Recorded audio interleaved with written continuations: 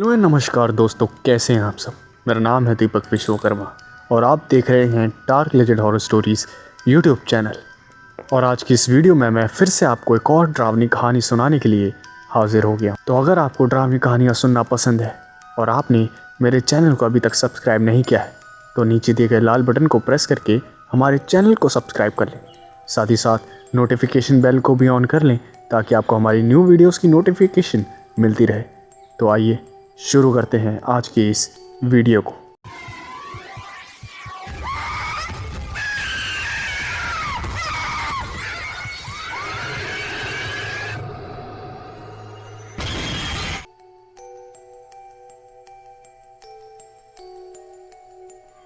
ये कहानी है रॉबिन नाम के एक लड़के की, जो कि कई सालों बाद अपने गांव लौटा था।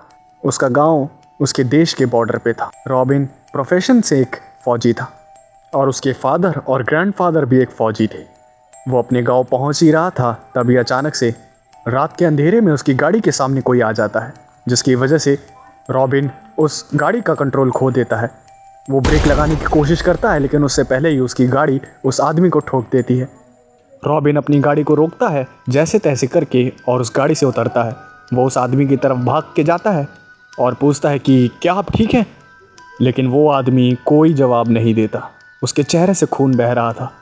रॉबिन को समझ नहीं आ रहा था कि इतनी रात को इस सुनसान इलाके में ये आदमी कहाँ से अचानक से उसकी गाड़ी के सामने आ गया। रॉबिन उसे थोड़ा उठाने की कोशिश करता है, लेकिन वो आदमी उठता नहीं है। फिर रॉबिन अपनी कार में जाता है और एक पानी की बोतल निकालता है और उस आदमी के मुंह पे छींटे मारने लगता है, लेकिन उसका भी कोई असर नहीं होता। लेकिन अचानक से वो आदमी होश में आ जाता है और घबराते हुए कहता है कि कौन कौन कौन कौन, दूर रहो मुझसे, तुम भी उन्हीं में से हो, तुम उन्हीं में से हो। और ये सब सुन के रॉबिन उस आदमी से पूछता है कि घबराओ मत, क्या हो गया है तुम्हें, तुम किसकी बात कर रहे हो, तुम इतनी रात को मेरी गाड़ी के सामने अचानक से क्यों आ गए। वो आदमी बताता है कि रात के अंधेरे में कुछ आदमखोर इंसान उसके पीछे पड़ गए थे। वो लोग दिखने में बिल्कुल भी इंसान की तरह नहीं थे। उनके शरीर का मांस सड़ा हुआ था, उनके मुंह से खून निकल रहा था। वो मेरे पीछे काफ़ी देर से पड़े हुए थे और मैं उनसे बच के भाग रहा था। भागते भागते मैं इस रोड तक आ गया और तुम्हारी कार से टकरा गया। तुम्हारे कहने का मतलब है कि उनके शरीर का मांस सड़ा हुआ था और उनके मुंह से खून बह रहा था। तुम्हारे कहने का मतलब ये है कि वो आदमखोर थे, क्या मैं सही हूँ? जिसके जवाब में वो आदमी कहता है कि वो सब मुझे नहीं पता, लेकिन वो जो भी थे बहुत खतरनाक थे। तभी रॉबिन का ध्यान उस आदमी के हाथ पे जाता है जिस पे किसी ने बहुत ज़ोरों से काटा हुआ था। उसके जख्मों से खून बह रहा था। ये देखकर रॉबिन कहता है कि तुम्हारे हाथ पे ये इतना गहरा जख्म, ये किसी जानवर ने काटा है क्या? मैं रुको, तुम्हें गाड़ी में बैठा के तुम्हारी पट्टी कर देता हूँ, ये जख्म से तो खून बह ही जा रहा है। रॉबिन ये सब कह ही रहा था, तभी अचानक से वो घायल आदमी एक अजीब सी आवाज़ निकालने लगता है।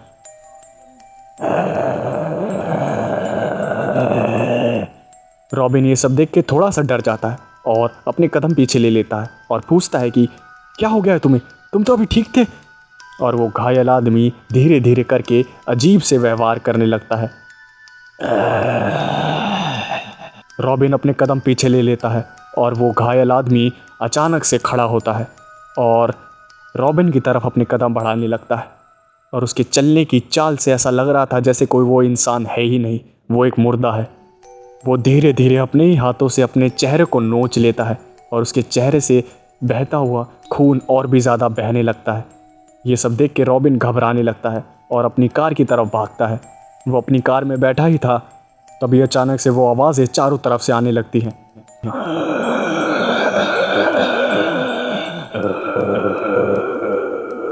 और वो देखता है कि चारों तरफ से कई सारे मुर्दा आदमखोर इंसान उसकी गाड़ी को घेर रहे थे। रॉबिन को कुछ समझ नहीं आ रहा था कि उसके साथ ये सब हो क्या रहा है। रॉबिन घबरा जाता है और अपनी गाड़ी को स्टार्ट करके आदमखोरों को गाड़ी से कुचलता हुआ आगे बढ़ जाता है। इतना भयानक मंजर देखने के बाद उसके दिमाग ने काम करना बंद कर दिया था। काफ़ी लंबे वक्त के बाद वो अपने गांव पहुंचता है। वो जैसे तैसे घबराता हुआ अपने घर पहुंचता है और अपने घर के दरवाजे को खटखटाता है। तभी अचानक से उसके घर के अंदर से आवाज़ आती है, चली जाओ यहाँ से वरना मारे जाओगी। ये आवाज़ रॉबिन के पापा की थी और रॉबिन कहता है कि पापा ये मैं हूँ, आप ऐसा क्यों कह रहे हो, और इस गांव में आखिर हो क्या रहा है। रॉबिन की आवाज़ सुनते ही उसके पापा दरवाज़ा खोलते हैं और उसे तुरंत अंदर खींच लेते हैं। रॉबिन के पापा रॉबिन से कहते हैं कि तुम यहाँ क्यों आए, तुम्हें पता नहीं है क्या कि यहाँ की हालत कैसी हो रही है, यहाँ पर रहना खतरे से खाली नहीं है, तुम आखिर यहाँ पे आए क्यों। जिसके जवाब में रॉबिन कहता है कि आखिर हुआ क्या है यहाँ पे, मुझे तो कुछ पता भी नहीं है, और आप ये सब क्या बातें कर रहे हैं। मैं अभी रास्ते में आ रहा था तो मुझे वो कुछ आदमखोर से मुर्दे जैसे इंसान मिले थे, वो तो अच्छा हुआ मेरे पास मेरी कार थी, वरना वो तो मुझे कच्चा चबा जाते। ये सब सुन के रॉबिन के पापा घबरा जाते हैं और वो पूछते हैं कि अच्छा तुम्हें उन्होंने कहीं टच तो नहीं किया, तुम्हें कहीं काटा तो नहीं। जिसके जवाब में रॉबिन कहता है कि नहीं पापा, मुझे तो कहीं नहीं काटा, मैं वहाँ से बच के भाग आया जैसे तैसे। फिर रॉबिन के पापा चैन की सांस लेते हैं।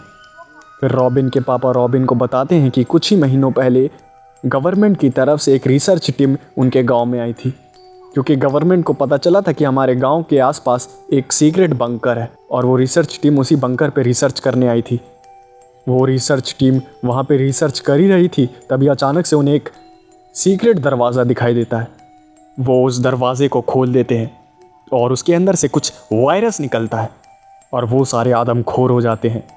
वो पूरी टीम उस वायरस से नहीं बच पाती और वो सारे आदमखोर हो जाते हैं, और उन्होंने इस वायरस को पूरे गांव में फैला दिया। गिने चुने ही घर बचे हैं जो कि अब सुरक्षित हैं, वरना बाकी सब यहाँ पर आदमखोर बन चुके हैं। और ये सब सुन के रॉबिन कहता है कि क्या वो सब ज़ॉम्बी बन गए हैं। जिसके जवाब में उसके पापा कहते हैं कि हाँ तुम सही कह रहे हो, वो आदमखोर ज़ॉम्बी बन गए हैं। रॉबिन अपने पापा से पूछता है कि ये कैसे हो सकता है, मुझे तो बिल्कुल भी यकीन नहीं हो रहा कि ये सब आखिर हो कैसे सकता है, और मम्मी कहाँ है। और जैसे ही वो अपनी माँ के बारे में अपने पापा से पूछता है तो उसके पापा की आंखों में आंसू आ जाते हैं, और रॉबिन फिर से चिल्लाता हुआ पूछता है कि अब आप आंसू क्यों बहा रहे हैं, मुझे बताइए ना मम्मी कहाँ है। जिसके जवाब में रॉबिन के पापा जो बताते हैं उसे सुन के रॉबिन का दिल टूट जाता है। रॉबिन के पापा उसे बताते हैं कि उसकी मम्मी भी उसी वायरस के चपेट में आ गई थी, और उसकी मम्मी भी वही आदमखोर ज़ॉम्बी में तब्दील हो गई थी, और मजबूरी में रॉबिन के पापा को रॉबिन की मम्मी को मारना पड़ा। रॉबिन ये सब सुन के वहीं पर रोने लगता है। उसे उसकी मम्मी बहुत ही ज़्यादा प्यारी थी, लेकिन अब क्या कर सकते हैं, जो हो गया वो हो गया। रॉबिन अपने पापा से पूछता है कि आखिर हो कैसे सकता है ये सब, इतनी बड़ी तबाही मची हुई है यहाँ पे, और ना ही न्यूज़ में कोई बता रहा है, ना ही कोई बाहर बता रहा है, आखिर ये कैसे हो सकता है। जिसके जवाब में रॉबिन के पापा कहते हैं कि आज से कई सालों पहले हमारी एक वॉर हुई थी दूसरी कंट्री के साथ, और हमारी गवर्नमेंट चाहती थी कि वो एक ऐसी आर्मी तैयार करे जिसे मारना इम्पॉसिबल हो। इसकी वजह से उसने काफ़ी ज़्यादा रिसर्च की और काफ़ी ज़्यादा एक्सपेरिमेंट किए, लेकिन वो एक्सपेरिमेंट काफ़ी ज़्यादा उल्टे साबित हुए। उनके साइड इफ़ेक्ट इतने बुरे हुए कि सोल्जर्स आदमखोर बनने लगे। उन्होंने सुपर सोल्जर बनाने की जगह एक ऐसा वायरस बना दिया जो कि इंसानों को आदमखोर बना देता था। उन आदमखोरों को ना ही दर्द होता था, ना ही कोई फीलिंग्स होती थी। उन्हें सिर्फ एक ही चीज़ पता थी कि मार काट और मांस को कैसे खाना है। और जब गवर्नमेंट बदली और उसे इस बात का पता चला तो उसने भी इसी काम को करने के लिए एक रिसर्च टीम को उस बंकर में भेजा, और उन्होंने गलती से उसी वायरस को आज़ाद कर दिया। और वो वायरस अब धीरे धीरे करके फैल रहा है और लोगों की जान ले रहा है। रॉबिन के पापा रॉबिन को ये सब बता ही रहे थे, तभी अचानक से उनके घर के बाहर कुछ आवाज़ें सुनाई देती हैं।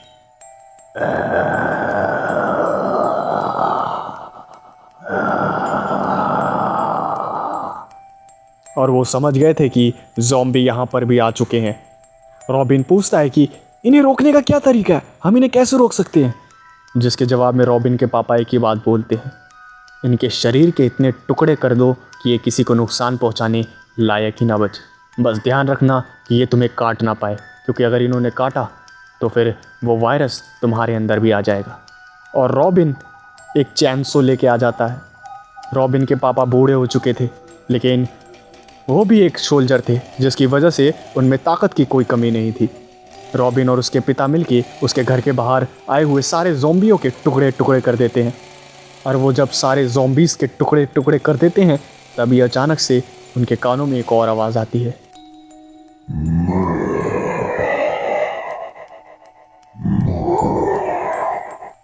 रॉबिन और उसके पिता देखते हैं कि एक आर्मी चीफ की ड्रेस पहना हुआ एक ज़ॉम्बी वहाँ पर खड़ा है।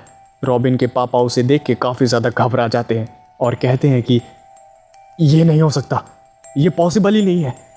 रॉबिन, कार में बैठो, अब यहाँ रहना खतरे से खाली नहीं है, तुरंत कार में बैठो। वो दोनों कार में बैठ जाते हैं और वहाँ से निकलने की कोशिश करने लगते हैं, लेकिन उस जनरल की एक आवाज़ पे कई सारे ज़ॉम्बीज़ रॉबिन की गाड़ी पे अटैक कर देते हैं। लेकिन रॉबिन जैसे तैसे वहाँ से गाड़ी निकाल देता है और वो अपने पापा से पूछता है कि वो जनरल कौन था, जिसके जवाब में उसके पापा बताते हैं कि जब हमारी वॉर हो रही थी तो हमने एनिमी के एक जनरल को पकड़ लिया था और ये पूरा एक्सपेरिमेंट उसी के ऊपर हमने करवाया था। लेकिन एक्सपेरिमेंट फेल हो गया और एक ये आदमखोर में बदल गया। लेकिन ये कोई नुकसान पहुंचाए उससे पहले ही इसे गोलियों से छल्ली कर दिया गया और उस सीक्रेट बंकर के उस सीक्रेट कमरे में बंद कर दिया गया।